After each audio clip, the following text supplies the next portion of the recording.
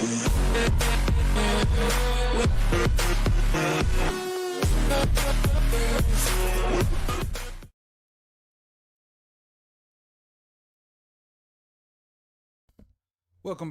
back to another episode of Sip the Tally Films. I'm your host, Coach Evans, and today we're going to talk a little about the 9 things it'll take to get the Ravens back to the Super Bowl. Now, I was sitting here just chilling, was working on some other stuff and thought about what it's going to take for the Ravens to get back to the Super Bowl. Now, if I'm not mistaken, the big game is in New Orleans next year. You can correct me if I'm wrong. I ain't opposed to being corrected because sometimes I am wrong. But if I'm wrong on this, let me know in the comment section or the chat box. But I think the Super Bowl is in New Orleans next year. The last time the Ravens won the Super Bowl, New Orleans. So what can the Ravens do to get back to the big game in New Orleans next year? Matter of fact, let me make sure that's the right one. Hey Siri. Hey Siri. Where's the Super Bowl next year? No, not this one.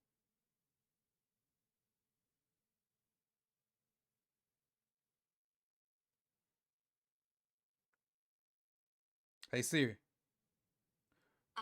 Where's the 2025 Super Bowl? Oh, guess Siri don't know. Give me the same answer. But I'm almost sure it's in New Orleans. All right, let's go with it. First things first, I'm going to give you the list and we can talk about, I'm going to give you what I have listed, talk about it a little bit, then move on. Bring it up.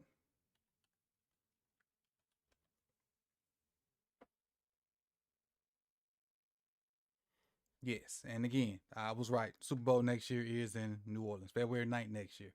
All right, so let's run it. Let's run it. Get my screens up so I can talk to you. And let's ride. First off, appreciate you, Brandon, Pretty Girl TLB, DJ Storm and Norman, the chef. Appreciate you guys coming through. And anybody else that pops in, just say hello, man. Just let me know you're here. What it'll take for the Ravens to get back to the Super Bowl next season. First things first. They need to kill it in free agency. Whether that person is Matt BK, whether it's Queen, whether it's somebody that we don't have on our radar right now, but we need to get one star and some depth pieces in free agency. Depth pieces at O-line, because I would think a guard needs to be in there somewhere. Maybe a depth piece at receiver, depending on what we do with Odell. Maybe a depth corner. Don't know. Maybe even a depth linebacker. Because I know we got 2 guys that were in the wings behind PQ. You got Ross, you got Simpson, you got somebody else too. I forget the other guy. I know it's Ross Simpson and who was 53. Whoever 53 was. You got those guys that's gonna vie for that position to take PQ's spot if he leaves. Up front on the D line, as far as the interior guys, I think you have depth because you signed Pierce. You signed Washington the year before.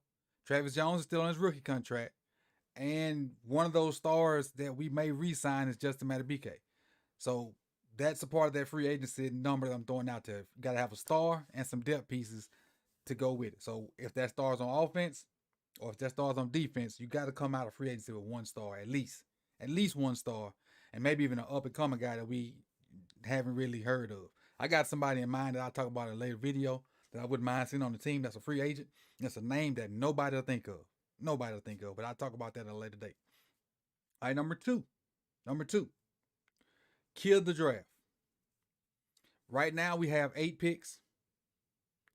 My actual thing is kill the draft and at least 1 UDFA. We have at least 8 picks. And when I say kill the draft, I don't necessarily mean use all 8 of them picks and hit on 8 picks. You can trade picks and go up. You can trade back and you can trade and get more picks. Whatever the plan is, the guys that you pick up from your picks, whether you end up with 3 picks, whether you end up with 6, whether you end up with 10, you got to hit on them picks. You got to.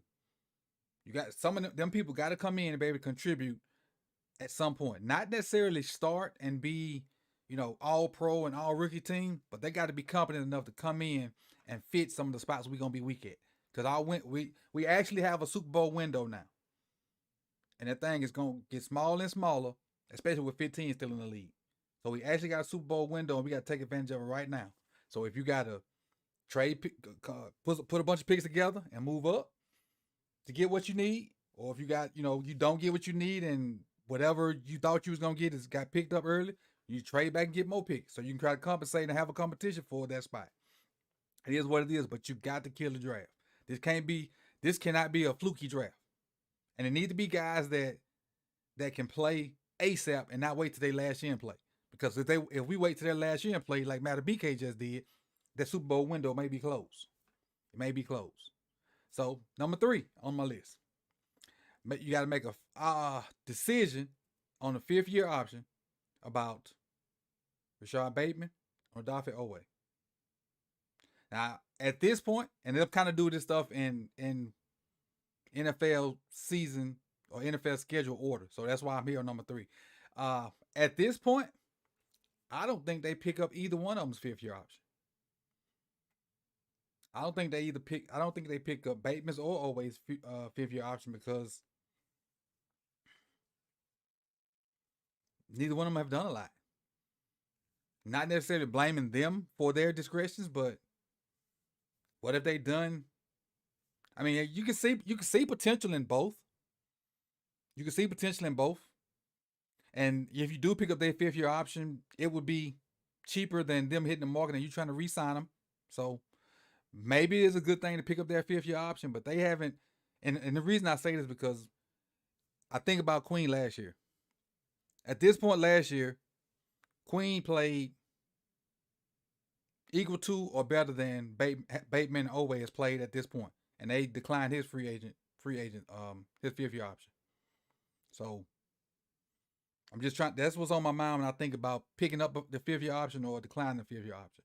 So what they're gonna do with Bateman and Owe, that's a decision they got to make. And the reason this is on this list because it affects next season.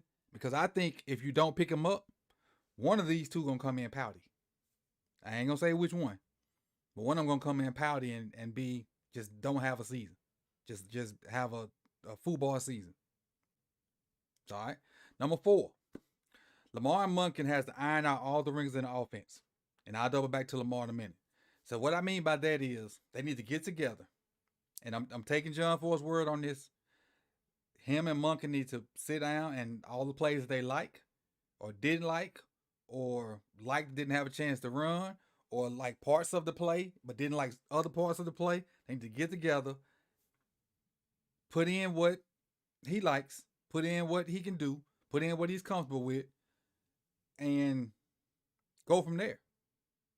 So if it's 2 or 3 concepts that he couldn't quite get, take them out. If it's something that he may like that they didn't run, put it in. Then it may be something that Todd want to introduce. Get together and work on it. All 3 of those things can work in a playbook. It don't have to be one way it fits all. It don't. Because some quarterbacks are more comfortable with some reads rather than others. Some quarterbacks are more comfortable with some plays other than others. Some quarterbacks are more comfortable throwing on one side of the field than others. So they just need to get together, get in the lab, and just have conversations. Watch film and have conversations about what to strike out, what to add to, and what to just get better at. So that's what I mean, them get on the same page. All right, number 5.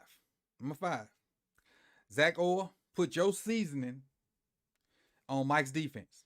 And what I mean by that is, I personally wouldn't change the defense, but I'm sure in the course of him being a position coach, he saw some ways where he could add a little something to it. And that's what most position coaches do. Like when I was a position coach, we would run different stuff and like, well, maybe if we did X, Y, Z, that'll work.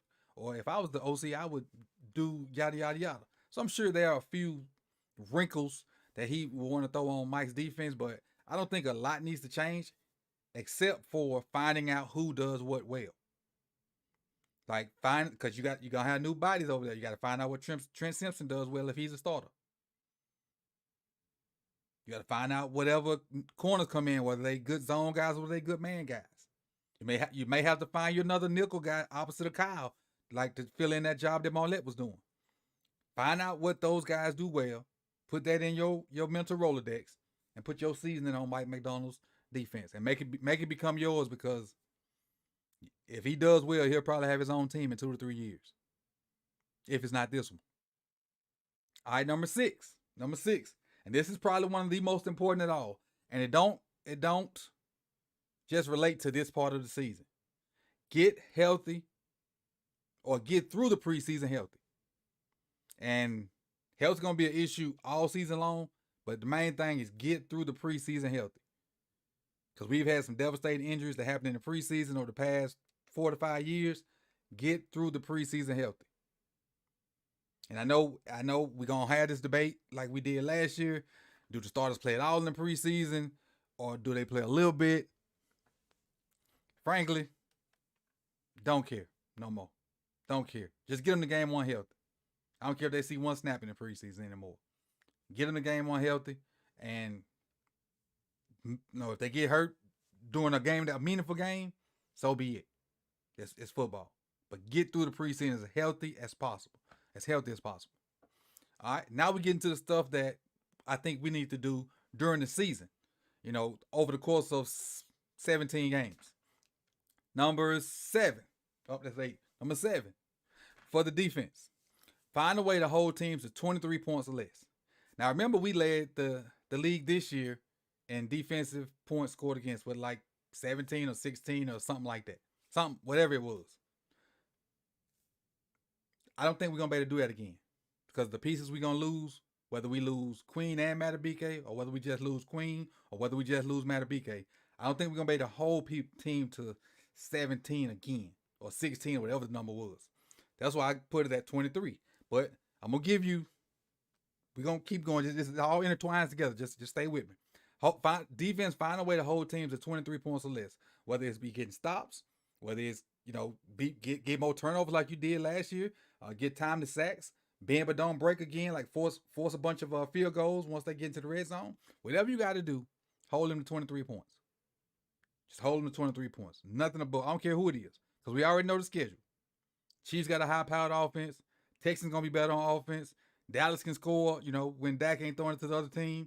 We already know our division opponents.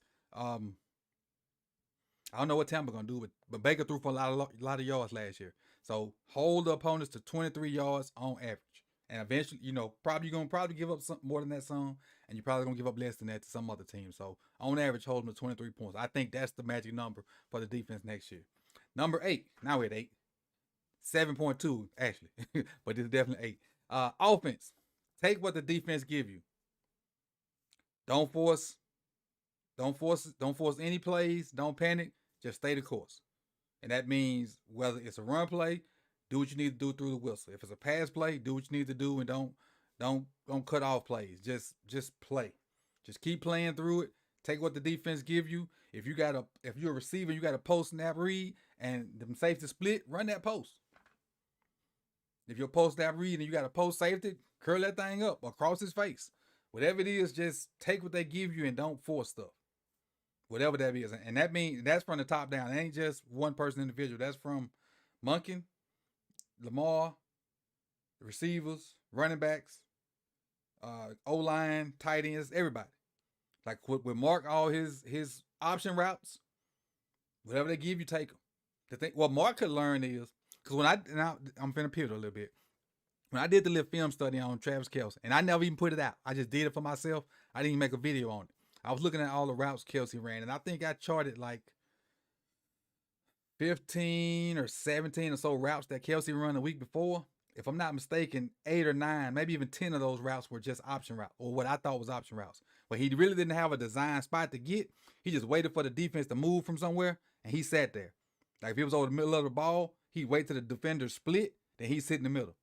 Or if the defender was head up on him and the defender went out, he went in, or vice versa. Because he didn't have no big old moves to get people off the spot. He just went where they was. So I think a lot of his routes was option routes. And if Mark, you're gonna be in there and do that, you just got to get better at your wiggle and not be so robotic. I don't know what can help you do that. I know genetics ain't bless you like that, but there's a guy on the team that can do the wigglish stuff. He wears number 80. So I digress. Back to the point. And number 9. And I told you I'd double back to Lamar. Lamar play Lamar ball. We don't need you to be Joe Montana. We don't need you to be Kirk Cousins. We don't need you to be Kurt Warner. I said Kirk Cousins. I meant Kurt Warner. We don't need you to be Dan Marino. Play your game. Whatever your game is, I ain't pigeonholing you into a running quarterback. I ain't pigeonholing you into a throwing quarterback. Whatever your game is in the middle of that, do it. Do it. You at this point, you don't have to prove it to nobody. You got a fat contract. You ain't got to prove that you can throw it and have perfect passer ratings all the time. Just be Lamar. Be the guy that caught our eye in Louisville, that came in as a rookie and did stuff with his legs, got better with his arm, and now you got a total package. We don't care that you. Well, I know we don't care if you take off and run. We don't care what the outside noise is. Just get first downs, man. First down, first downs, first downs, touchdowns. That's it. And if we do those 9 things, man, I think we'll be back in the Super Bowl next year and partying in New Orleans again. It would be extremely ironic for us to win it next year in New Orleans again, the site of the last Super Bowl that Baltimore Ravens won. I'd be all for it, and you heard it here first. I'm assuming maybe first that next year is going to be our year, and we're going to party in New Orleans again. We're going to paint the Bayou City purple again, which is already purple, yellow, and green around this time of year for Mardi Gras. So we're going to just add more purple to it. I appreciate you guys for coming through, and I apologize to the chat. I didn't get a chance to kind of check what y'all was doing over there. I was trying to get through my points and not make this too long. But if you have not liked the video, hit that like button. If you're new and you have not subscribed, hit that subscribe button and hit that bell so you can be notified when the rest of this off-season content drops throughout the 2024 off-season.